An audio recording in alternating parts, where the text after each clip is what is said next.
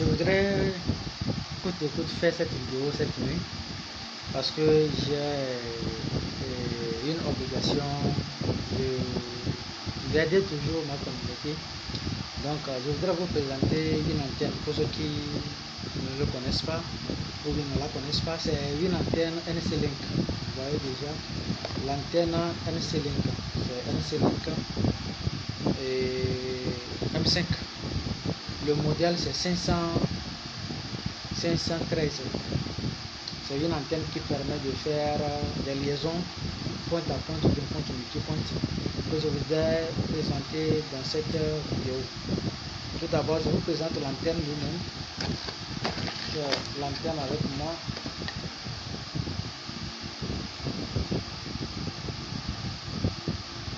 C'est ça. C'est le modèle 513.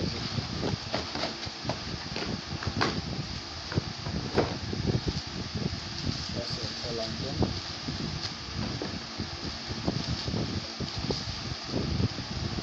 C'est juste quelque chose comme ça.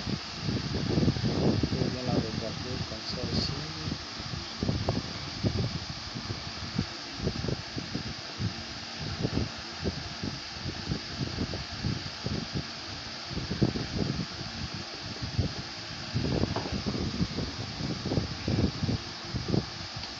Ce que vous allez voir ici, nous avons deux adresses IP sur l'antenne. Il y a une adresse IP appelée Master IP et Slave IP. Il y a deux adresses IP. Le Master IP c'est 192.168.188.253. Le Slave IP c'est 192.168.188.100. En fait, lorsque vous voulez, bon, on va aller tout à l'heure en détail, regardez bien l'antenne. C'est une antenne qui diffuse sur un débit de 900 mégabits par seconde. C'est en réalité, si on veut parler de la performance de l'antenne, celle-ci est plus performante que l'antenne Nano Station M2 que nous utilisons, la Nano Station M5 que nous utilisons. C'est plus performant aussi que l'antenne Comfast M5 que nous utilisons. Il y a, je vais bien l'expliquer ici, nous avons deux types de Comfast qu'on utilise généralement. Il y a les Comfast M2 puis les Comfast M5. Le modèle le plus utilisé au niveau des Comfast M5, c'est le WA, c'est le CF, c'est le CFWA 312A, c'est le W312A. C'est le 312A qu'on a l'habitude d'utiliser, mais il y a sa version aussi qui est la version AC, qui est le 312A mais AC. Mais celui-ci, le NC-Link, le modèle AP513 a un débit de transmission de 900 Mbps par seconde. Quand on veut parler de performance de l'antenne en termes de débit, l'antenne là est l'idéal pour pouvoir faire une liaison. C'est une antenne qui a des ports giga, gigabits. Ouais. L'intérieur, il y a deux ports à l'intérieur. Il y a un port W, il y a un port WAN qui est un peu in, puis un port LAN. Donc c'est une antenne qui est idéale pour pouvoir faire une liaison point à point sur une distance maxi de 10 km. Donc vous pouvez utiliser une telle antenne pour pouvoir faire votre liaison sur une distance de 2, 3, 4 km si vous voulez. Donc je vais essayer dans un premier temps de faire la présentation de l'antenne comme je suis en train de le faire. Et c'est son alimentation qui est là aussi. C'est un transfo de 24 volts. Son transfo, c'est un transfo de 24 volts. Vous avez vu ça? C'est un transfo, c'est un transfo de 24 volts. Maintenant, qu'est-ce qui est primordial à savoir sur l'antenne là? Comme je l'avais dit tout à l'heure, que l'antenne a deux adresses IP, un en master, un slave. Si vous regardez bien à l'intérieur ici, j'ai deux ports.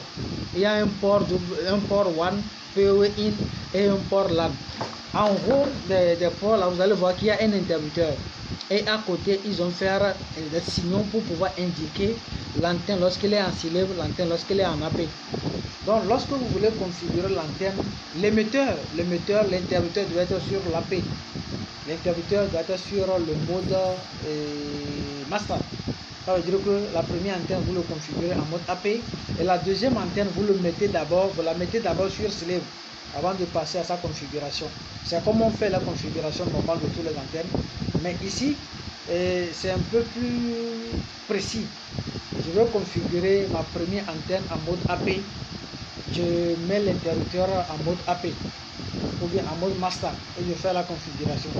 Arrivé sur la station, celle que je vais mettre en mode station, je mets l'interrupteur en mode slave. Là, je pouvais facilement la configurer et établir ma connexion et la connexion serait fluide. J'espère que vous avez suivi cette partie de la vidéo. Je vais refaire tout à l'heure une autre vidéo qui va vous montrer l'interface de l'antenne. Je ne vais pas faire la liaison, mais plutôt vous montrer l'interface juste de l'antenne pour que vous puissiez savoir de quoi il s'agit. Je vous conseille vivement d'utiliser ces antennes aussi. Si vous n'avez pas les Compass M5 mais vous voulez faire une liaison, vous pouvez également utiliser ces antennes-là pour pouvoir faire l'extension de votre Wi-Fi. Pour ceux qui voulaient avoir plus d'informations là-dessus, contactez notre numéro qui est en bas de cette vidéo pour avoir plus d'explicité sur le contenu.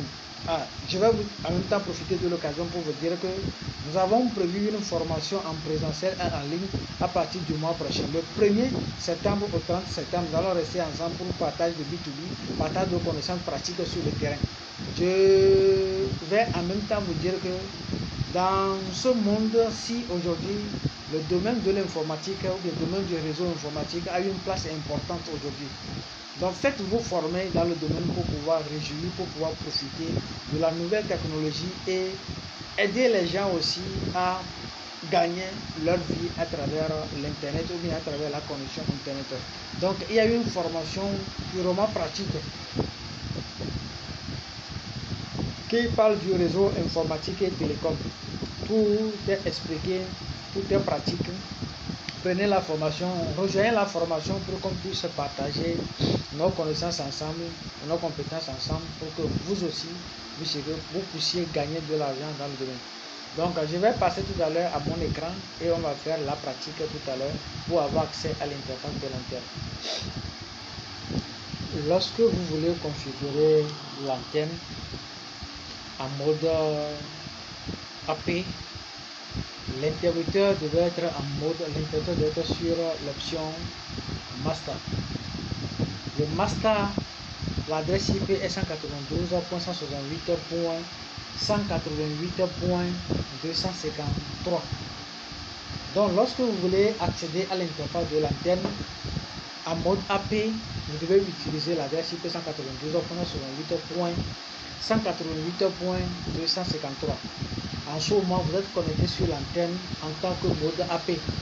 La même chose aussi lorsque vous voulez configurer l'antenne en mode station, vous devez accéder à l'antenne par son adresse IP qui est en slave 192.168.100.